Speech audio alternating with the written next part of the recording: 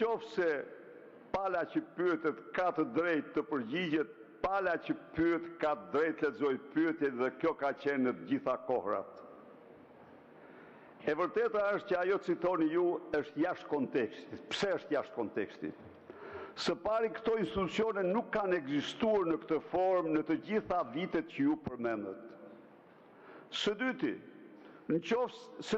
ka një taktik që është përdorur edhe për institucionet, edhe për Këshillin e Ministrave, siç e dini, në rastet caktuara për qëllime taktike, opozita vendos të heqë dorë nga pyetjet. Dhe kjo është një praktikë e përsëritur në këtë parlament. Së treti, nga viti 2022 e këtej, pyetjet janë bërë siç duhet dhe zotëri, në të drejtën në rregullorën e parlamentit të gjithë botës, jo vetëm që jep pyetjen me shkrim, por çdo deputet ka drejtën e pyetjes orale të pa depozituar. Kjo është e vërtetë në Parlamentin Evropian, kjo është e vërtetë në Këshillin e Europës, kjo është e vërtetë në çdo asamble parlamentare ndërkombëtare. Dhe ju e hiqni këtë pa asnjë të keq. Tani pse ky kuadër?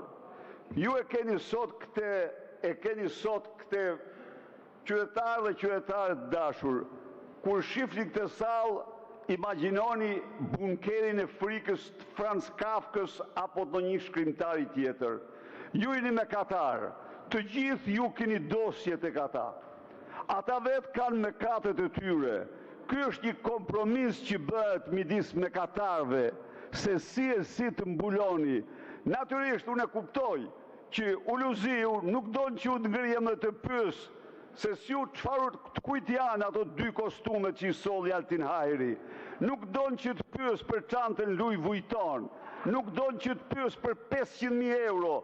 Ky tjetri nuk don që ta pyes për bisedat me Mario Çelen, nuk don që ta pyes për dëshmitë e Eriona Daupajt. Asaj nuk don, se vaj flen mbi dosjet e krimit.